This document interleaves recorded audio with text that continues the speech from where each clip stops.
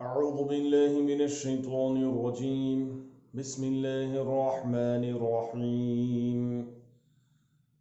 يا أيها الذين آمنوا كونوا أنصار الله كما قال عيسى ابن مريم للحواريين من أنصاري إلى الله؟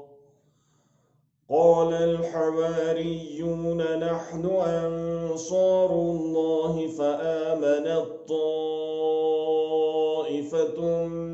من بني إسرائيل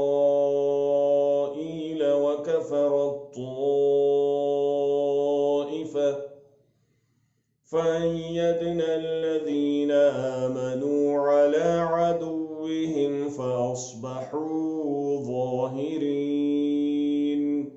صدق الله العظيم.